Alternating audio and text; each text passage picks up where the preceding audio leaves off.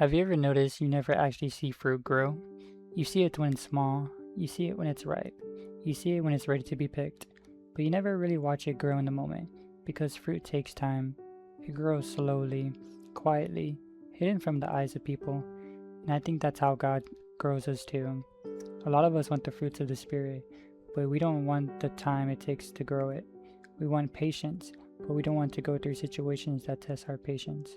We want peace, but we don't want to trust God in the middle of chaos. We want self-control, but we don't want to deny our flesh when temptation comes. We want love, but we don't want to forgive the people who have hurt us. And then we wonder why the fruit isn't growing. But the fruit doesn't grow on demand just because we want it to. Fruit grows because the tree stays planted. Galatians 5 talks about the fruits of the Spirit. They are love, joy, peace, patience, kindness, goodness, faithfulness, gentleness, and self-control. But notice this. It says the fruits of the Spirit, which this means this kind of fruit doesn't grow from effort alone. It comes from being connected to Him. This means this kind of fruit isn't just something you can force by trying harder. It comes from being connected deeper. Jesus says in John 15, I am the vine and you are the branches. And then He says, apart from me you can do nothing. That means a branch cannot produce fruit by itself. It can look connected. It can be near the vine. It can hang around the other branches. But if it's not truly connected, it would not bear fruit. And I think that's where a lot of us are. We want Christian fruits without the Christian roots. We want peace, but we barely pray. We want wisdom, but we barely open the word.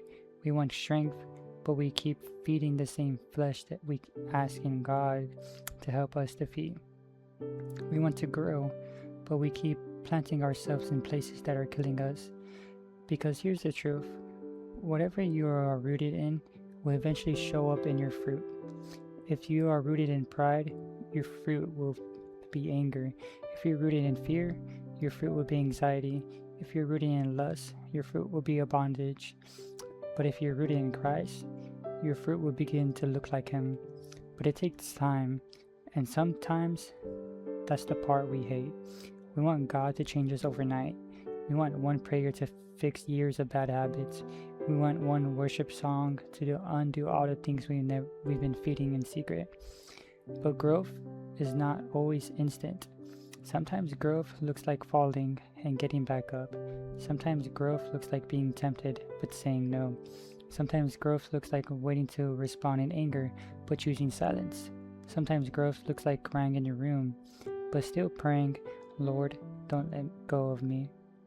And maybe you don't see the fruit yet, but that doesn't mean God isn't working, because fruit grows upward, roots grow downward, and roots are always hidden. Nobody sees the roots, nobody claps for the roots, nobody posts about the roots, but without roots, there would never be any fruit. So maybe God is doing something in you right now that most people cannot see yet. Maybe He's teaching you patience in private. Maybe He's growing peace in a season where everything feels loud. Maybe He's building self-control in moments where nobody would know if you gave in.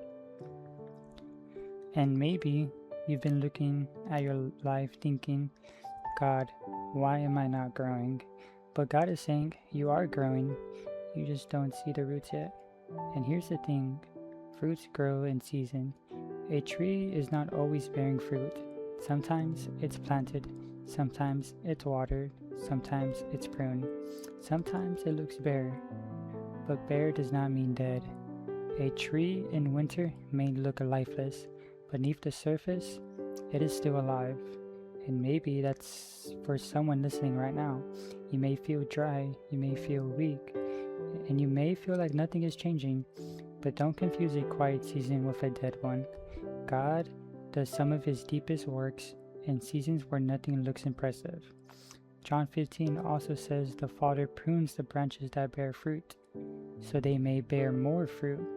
That means sometimes God cuts things away, not because He hates you, but because He loves what you are becoming.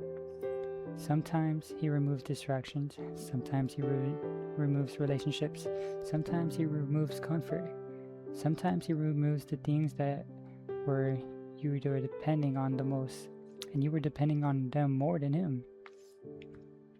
and it hurts. But pruning is not punishment. Pruning is preparation. The gardener only cuts what is getting in the way of growth. So the question is not just, what am I doing to grow? But also, do I trust the gardener? Because God is not just watching your growth, He's actively tending to it.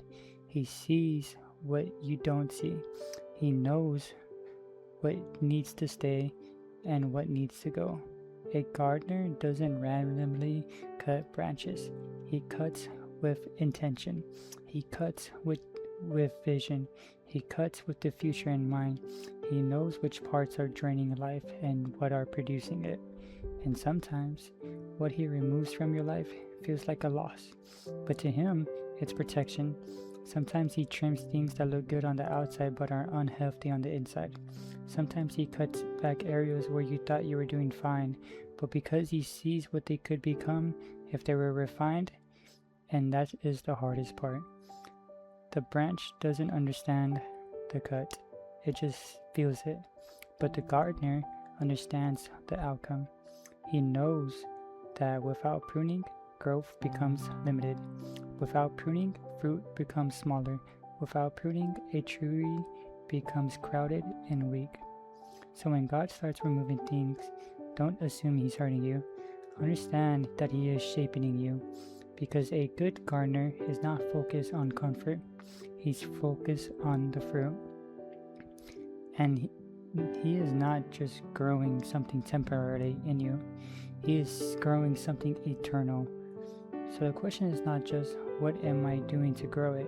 The question is, am I trusting the hands that are growing me? Do I have fruit? The question is, what am I doing to grow it? Am I abiding in Christ? Am I staying in prayer? Am I reading His Word? Am I letting Him correct me? Am I feeding my spirit more than I feed my flesh? Because you cannot keep planting sin and expect to harness holiness. You cannot keep watering the flesh and expect the fruits of the Spirit. So today, don't just ask God for fruit. Ask Him for roots. Ask Him to make you planted. Ask Him to teach you how to remain, because the fruit will come when the roots are deep. Stay connected to Christ. Stay close to the vine. Stay planted when it feels slow. Stay faithful when nobody sees. Because one day, what God has been growing in secret will be impossible to hide. And when God sees the fruit in your life, they won't just see a better version of you.